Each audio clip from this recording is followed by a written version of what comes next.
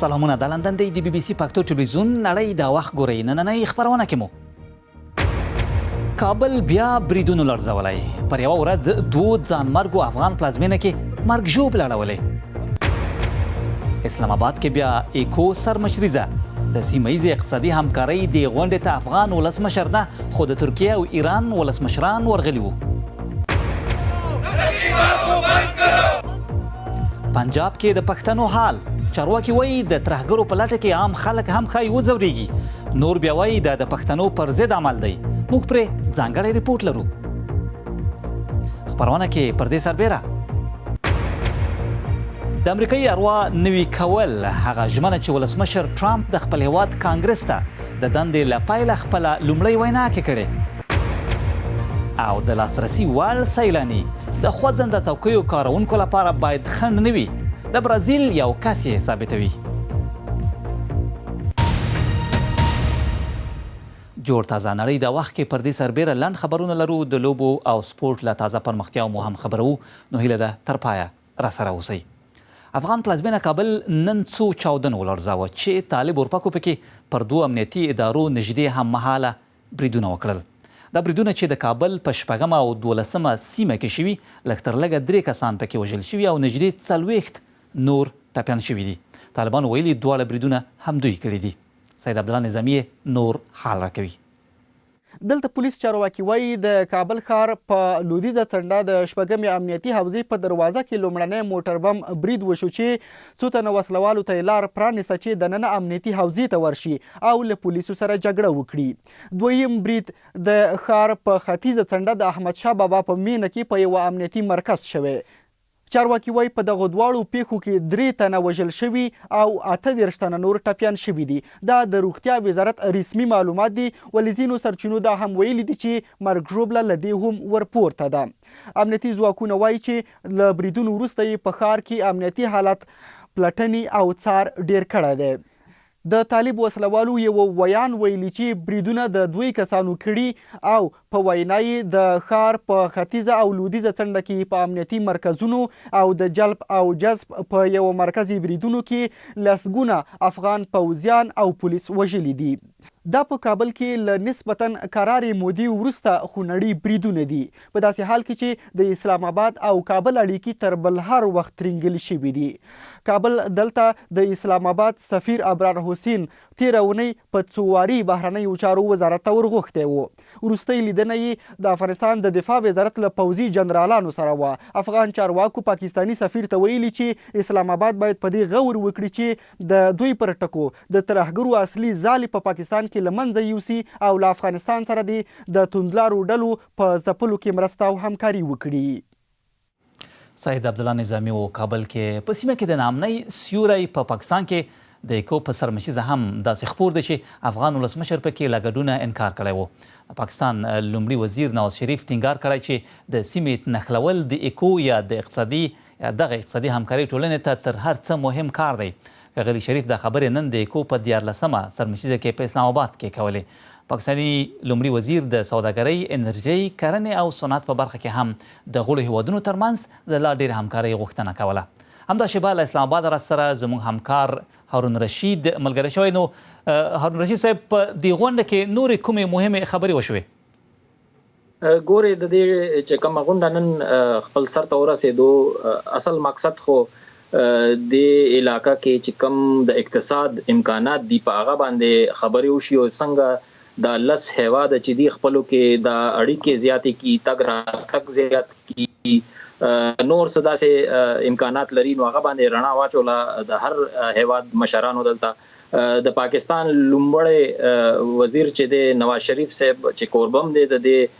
غونډې هغه هم دې ته وینا وکړه او هغې کې کنیکټیویټي ریجنل کنیکټیویټي باندې خبرې وکړې چې په دې خطه کې د دنیا 50% نه زیات اقتصاد کیږي نو پکار دا دی چې دې کې پوتنشل ډیر زیات دی او دا ټول هیواد چې دی خپلو کې اړیکې مضبوطه کړي نو کېدای شي چې دې نه زیاته فایده اخیستی شي نو په همدې مهال د کابل او اسلام آباد ترمنځ اړیکې ډیر ترنګلې ښکاري خپله افغان ولسمشر اشرف غني دې غونډه کې ګډون نه درلود څه فکر کوئ چې د لومړي وزیر نواز شریف دا څرګندونې یا دا هیلې څومره عملي بریښي دا خو دلته هم د خلکو په ذهن کې دغه یو سوال وو چې که تاسو په دې علاقه کې او د خطه کې غواړئ چې اقتصاد بهتر شي نو هغه د پاره د ټول همسایه هیواد دي که نور هیوادونه دي هغوی سره چې کم مسایل دي خپلو کې د سکیورټي ایشوز دي یا بل سلامتي مسایل دي نو هغه باندې پکار خدا دي چې هغه باندې سب پرمختګ مخکې وشي نو هغه نه پس به بیا د اقتصاد سوال راځي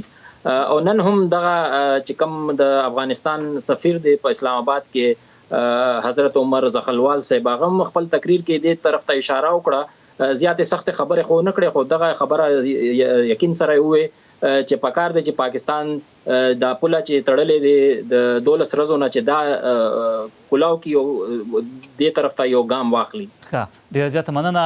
په اسلام آباد کې زموږ همکار هارون رشید وشه هلته د ایکو سرمشیزې په اړه سره خبرې کولې. خبرونه کې اوس یو څو نور لنډ خبرونه هم راغلو. د استرالیا استخباراتي ادارې مشر خبرداری ورکړه چې دغه هیواد کې لا ډېر ځوانان توندلاري کیږي. معلوماتو ښودلي چې تیرو 2 کلونو کې د شکمنو کسانو عمرونه شاوخوا 10 کاله کم شوي او اوس د 15 او 40 کلونو ترمنځ دي. د فرانسې ولسمشرۍ لپاره د مرکزي ښي اړخ نماند فرانسوا فیون له نمایندۍ د تېرېدو خبره رد کړې سره له دې چې قاضیانو ورته ویلي چې دی به تر رسمي پلټنې لاندې وي.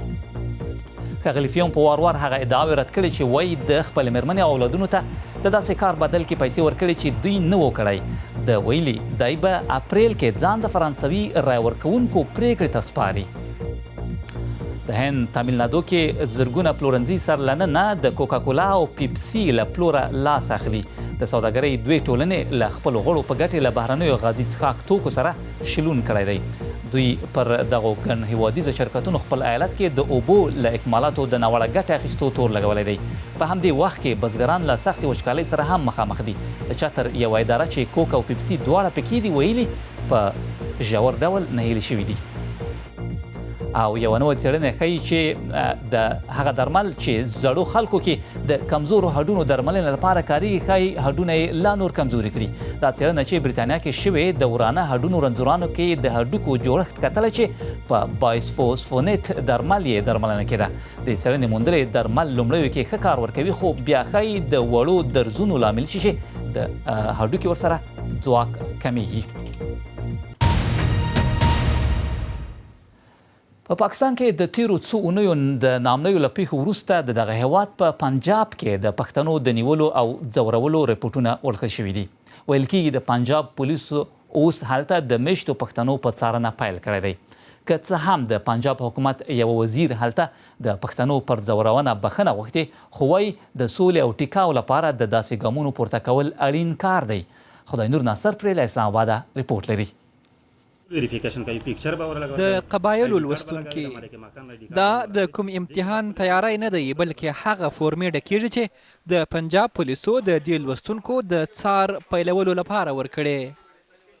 ځکه چې وایي دلته د ناامنۍ په پیښو کې دوی او یا خپلوان لاس لرلی سي او خپل ډیټیل به فارم کې واچوي. پناباد به د مالک مکان ډیټیل پکې واچوي. هغې سره به د پراپرټي ډیلر او د یونین کونسلر چې کوم د ستا حلقې والا یونین کونسلر وي هغې نه به هغې ویریفاید کړي که نه نو هغې نه پس به ته سټمپ پیپر ورسره ولېږې. سټمپ پیپر چې ورسره ولېږې په نبات بیتاڼۍ کې جمع کړي. زما چې څومره تر معلومات دي که نه هغې مطابق خو د قبایلي او د پښتونخوا نه تقریبا پښتون چې کوم دی که نه هغې نه اخیستل کېږي هغې ته دا فارم ورکړی شوی دی. په پنجاب کې د پښتنو د نیونو ضد دغه لوستونکي احتجاج کوي او ورسره دا پوښتنه هم چې دغو قبایلو ته پخوا د مجاهد په نامه باندې او یا هم په بل نامه باندې هغه چا چې دوی ته یو ټوپک یې په لاس ورکړي آیا له هغوی به هم څوک پوښتنه وکړی سي او که یا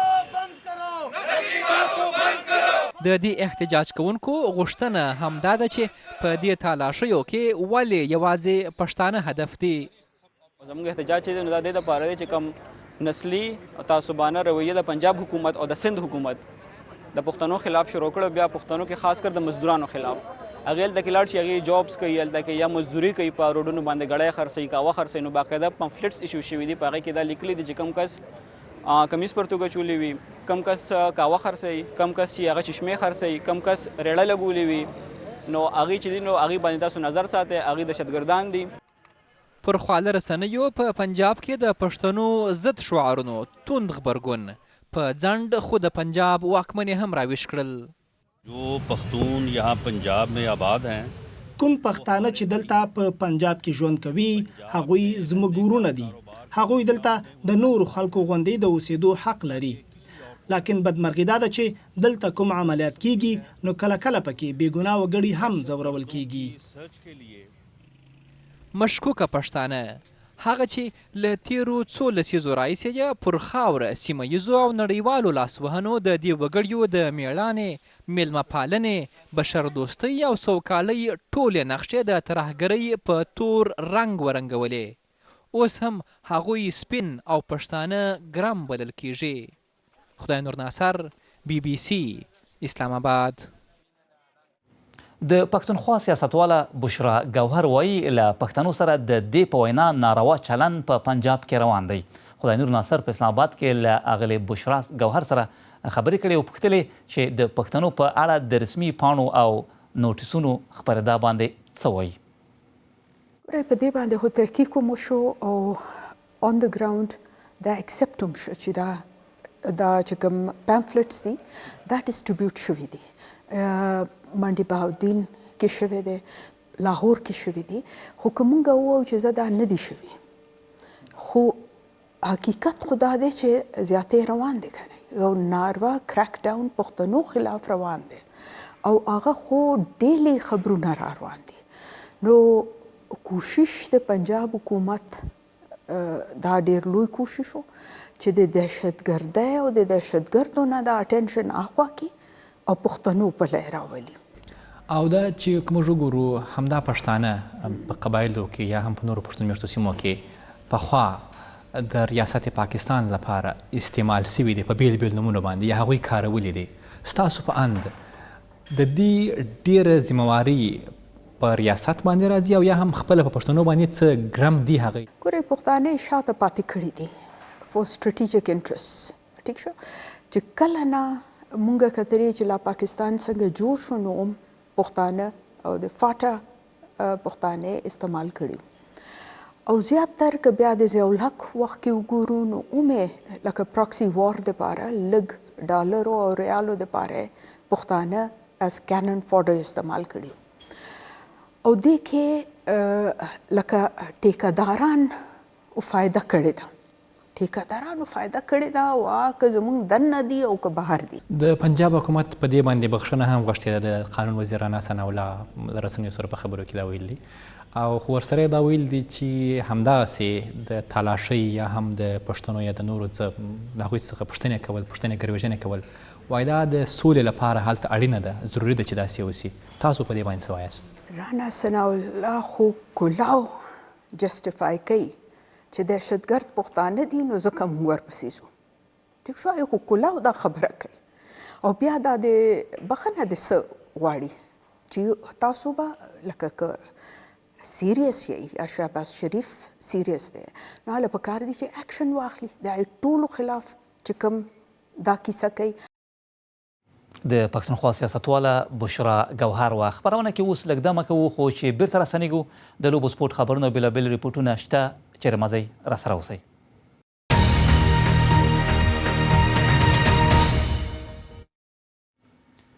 د BBC پښتو نړۍ د وخته بیا هم ستړي مشئ. د نن د سر خبرونه مو کابل کې بریدونه په یوه ورځ 2 ځانمرګو افغان پلازمینه کې مرګ ژوبله اړولې. رسمي شمېرې ښیي چې 3 کسان وژل شوي او نږدې 40 ټپیان دي خو نوره ویره لري چې دا شمېر ښایي لوړ شي. د اکو سرمچیزه اسلام آباد کې د اقتصادي همکارۍ په دې غونډه کې افغان ولسمشر نه خو د ترکیې او ایران مشرانو ګډون درلود. د پاکستان لومړي وزیر نواز شریف سرمچیزې ته ویلي چې د اقتصادي ودې لپاره د سیمې نښلول مهم کار دی. ولسمشر ډونالډ ټرمپ د امریکا د کانګرس ګډې غونډې ته خپله لومړۍ وینا کړې ده. له څه د پاسه یوې میاشتې راهیسې چې خپله دنده یې پیل کړې د خپلو خبرو کې ویلي کانګرس ته د یووالي او ځواکمنتیا پیغام رسولو لپاره ورغلی و او دا چې د امریکا د لوی والي یو نوی پیر په پیلېدو دی. د کډوالو په تړاو یې هم دریځ له پخوا نرم کړی و. کانګرس ته د ورتګ په حال کې ډونالډ ټرمپ په وروستي ځل خپله وینا له نظره تېره کړه. the President of the United States. دا د داسې یو کس لپاره چې سیاسي مخینه نه لري بیخي نوې تجربه ده. ډونالد ټرمپ په خپل لرلید کې یو ځل بیا د پولو پر کنټرول ټینګار وکړ. We must restore integrity and the rule. موږ باید د خپل پولو بشپړتیا او قوانین بیا خوندي کړو. د همدې لپاره به ژر تر ژره پر خپل جنوبي پولې د یو دیوال جوړولو چارې پیل کړو. د کډوالو په اړه خبرې لږ څه نرمې او د داسې سیستم په اړه وی چې پر وړتیاو او اصلاحاتو به سمبال وي. په میلیونونو دندې به بیرته دلته راوړم. د کارګرانو خوندي کول همدارنګ د قانوني کډوالۍ د اصلاح په معنا ده. په دې ناسته کې د یو سمندري سرتیري کونډه د دواړو ګوندونو د غړو له لوري ونازول شوه. راین به هم دا اوس ښکته ګوري. ته پوهیږي چې هغه به ډیر خوښ وي ځکه هم دا اوس یو ریکارډ مات کړ. د ښاغلي ټرمپ په وینا کې د ډیموکراتانو د خوښۍ ځینې ټکي هم ول لکه پر زیربناو د $1 تریلیون پانګونه او معاشداره رخصتي. خو بیا هم هغوی تر پایه غلي ناست ول. زموږ ټولو وینا یو ډول ده. ټول د امریکا بیرغ ته درناوی کوو او موږ ټول د یو خدای له لوري پیدا شوي یو. سپینې ماڼۍ ته تر رسیدو وروسته دا د ښاغلي ټرمپ تر ټولو ښه او زوروره وینا وه چې د ولسمشرتوب ښکارندویي یې کوله او له همدې سره به یې د ګوند ځینو غړو د آرامۍ ساه اخیستې وي. ډونالد ټرمپ بیګا د کانګرس ګډې غونډې ته وینا کوله. خبرونه کې یو څو نور لنډ خبرونه هم راخلو.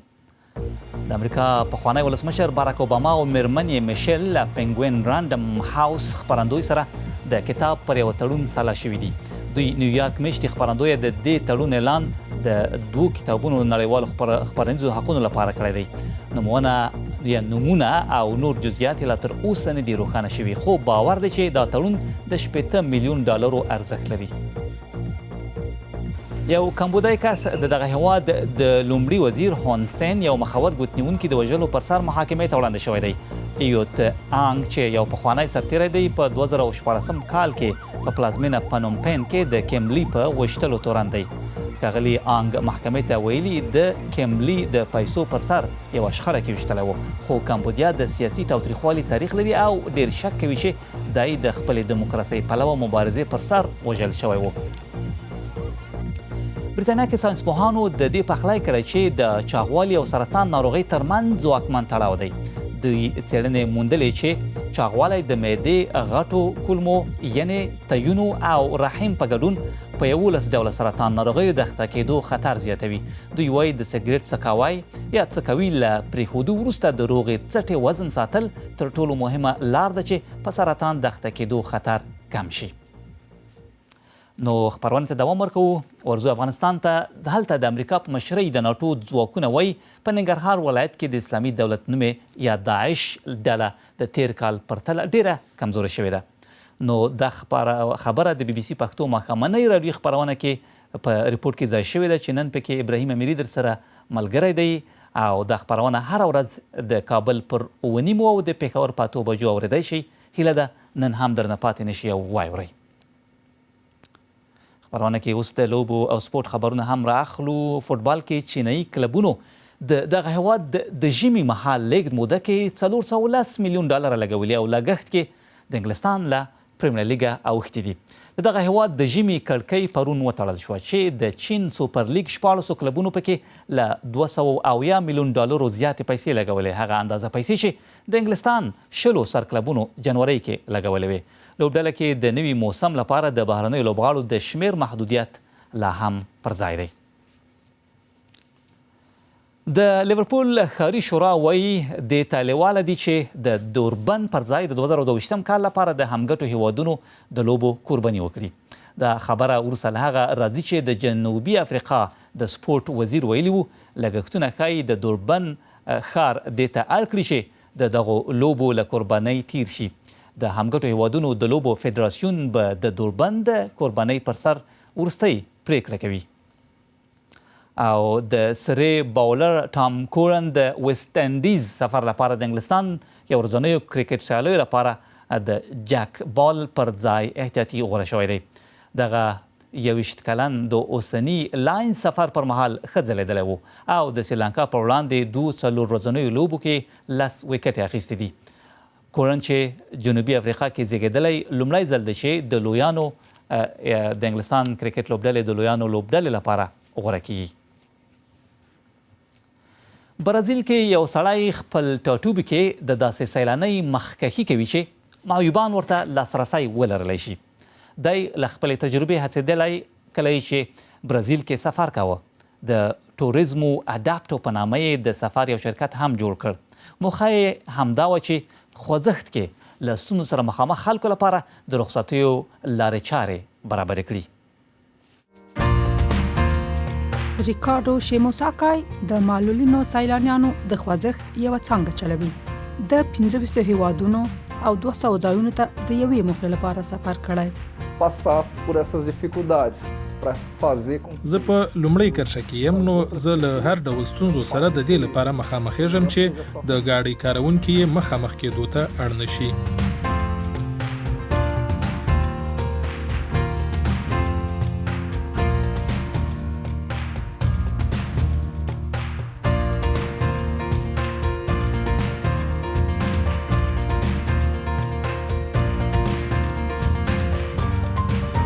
خو د هغه تر ټولو لویه ننګونه دا ده چې د معلولینو لپاره په کور دننه اسانتیاوې برابرې کړي.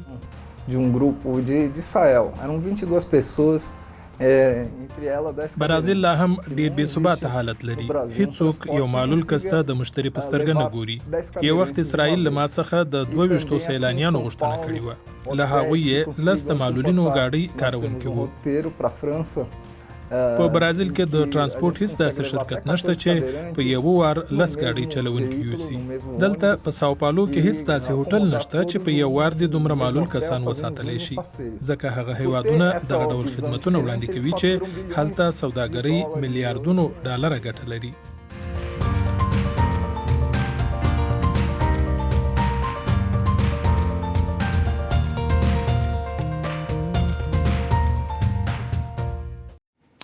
او د دې اونۍ ستاسو غږ خپرونه کې چې پر پنځشنبه یا زیارت ورځ باندې خپرېږي پر دې خبرې کوو چې ولې خلک د ډاکټرانو له مشورې پرته او په خپله خوښه درمل کاروي. نو د BBC پښتو پر فیسبوک او ټویټر پاڼو که غواړئ زموږ خپرونه کې خپل نظرونه راسره شریک کړئ، خپل نظرونه راته پرېښودای شئ چې موږ به بیا د خپرونې پر مهال راواخلو. نو دا خبري خپرونه کې وروسته ورځو دا انځورونه ګورو. دا انځورونه په مدیترانې سمندرګي کې د یو اورشیندي دي چې اوس هم خپل بړاس راوباسي او په فعالیت باندې بوخت دی. د مځکې له تله د سرې لمبې چې اور او لاوا بلل کیږي دغه اورشیندي له منځه راغورځول کیږي هوا ته. دا خبرې خپرونه همدې سره پای ته رسېږي. بله مو سبا ده. لوی څښتن مو مل.